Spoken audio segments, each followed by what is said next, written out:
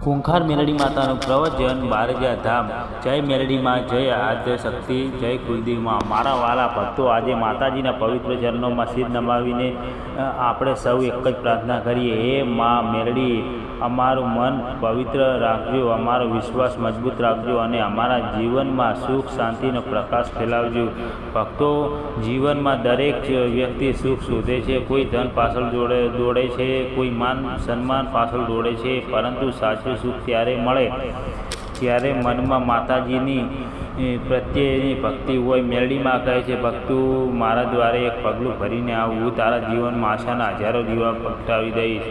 આપણે ઘણીવાર મુશ્કેલીઓથી ગભરાઈ જઈએ છીએ, પરંતુ યાદ રાખજો, રાત કેટલી અંધારી હોય છે, સવાર જરૂર થાય છે, તેવી જ રીતે દુઃખ કેટલું મોટું હોય છે, માતાજીની કૃપાથી સુખનો સમય જરૂર આવે છે। ભક્તો, માતાજીને મોઘા ચડાવવા કે મોટા દેખાડાની જરૂર નથી, તમને જોઈને છે સાચું હૃદય, સાચી શ્રદ્ધા અને નિસ્વાર્થ પ્રેમ।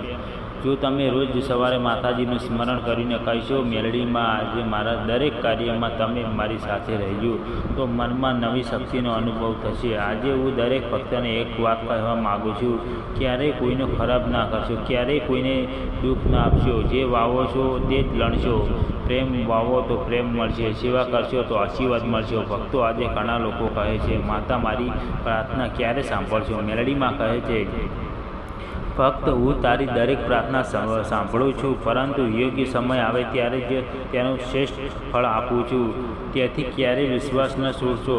ભક્તો, ઘરમાં માતા પિતાનું સન્માન કરશો, વડીલોની સેવા કરશો, ગરીબને મદદ કરશો, કોઈ ભૂખ્યો હોય તો તેને ભોજન કરાવશો, આ બધું જ માતાજીની સાચી પૂજા છે।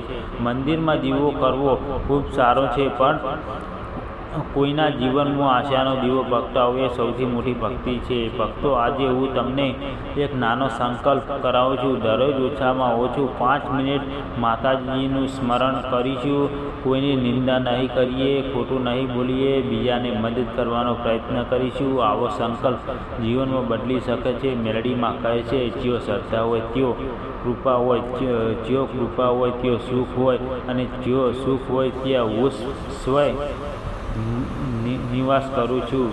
તેથી ભક્તો, હંમેશા હસતા રહો, સકારાત્મક રહો, ક્યારેય નિરાશ ન થાઓ, માતા તમારી સાથે છે। આજે અહીં બેઠેલા દરેક ભક્ત માટે દિલથી પ્રાર્થના કરું છું, જેના ઘરમાં દુઃખ છે તે સુખ આવે, જે બીમાર છે તેને આરોગ્ય મળે, જે બેરોજગાર છે તેને રોજગાર મળે, જેના ઘરમાં કલહ છે તેઓ પ્રેમ અને શાંતિ આવે, જેના મનમાં ભય છે તેઓ માતાજી હિંમત ભરે, અને દરેક ભક્તના જીવનમાં આનંદના દીવા પ્રગટે। ચાલો અંતમાં સૌ સાથે એક સ્વરે બોલીએ, જય મેલડીમાં, જય ખૂંખાર મેલડીમાં, જય કુલદેવીમાં, જય બહુચરમાં। માતાજીની કૃપા અને તમારા પરિવાર પર હંમેશા વરસતી રહે। બોલો જય ખૂંખાર મેલડી માતાની જય।